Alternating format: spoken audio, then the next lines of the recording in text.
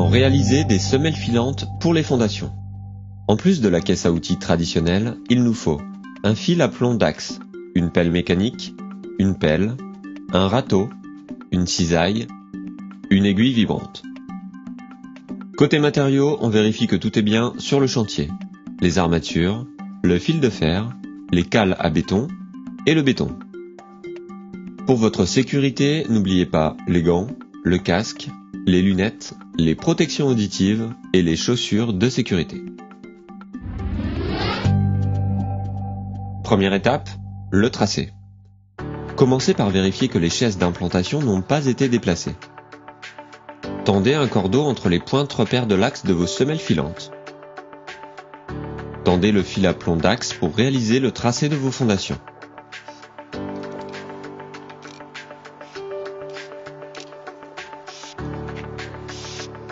À présent, vous avez l'emplacement de votre semelle.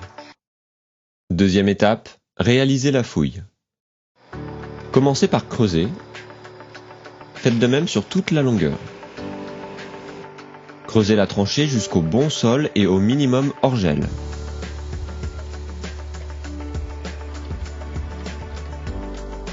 Attention, veillez à ne pas déplacer les chaises.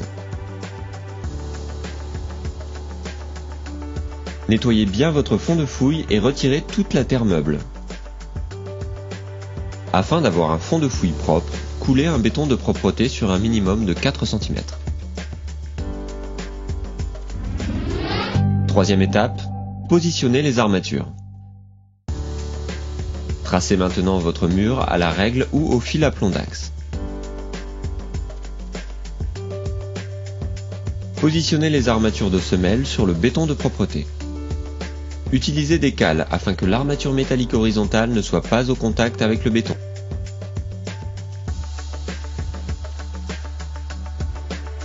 Puis, ligaturez la carcasse pour qu'elle ne bouge pas au moment du coulage. Ajoutez les armatures de chaînage et les écarts d'angle suivant le plan. Tous les 1,50 m, positionnez des piquets en fer HA puis réglez-les au laser pour repérer la hauteur finie de la semelle. Pensez aux équipements de protection. Suivant les plans de l'électricien et du plombier, prévoyez des réservations pour le passage des réseaux dans l'armature métallique. Le ferraillage est maintenant prêt.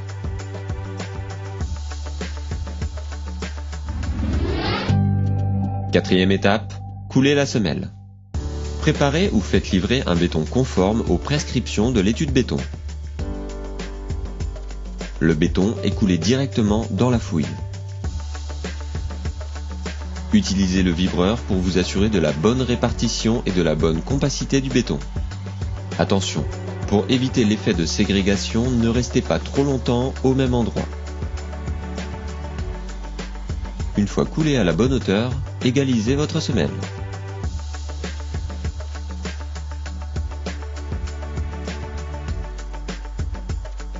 Au besoin, insérez des attentes suivant le plan de structure. Et voilà, à présent, c'est à vous de jouer.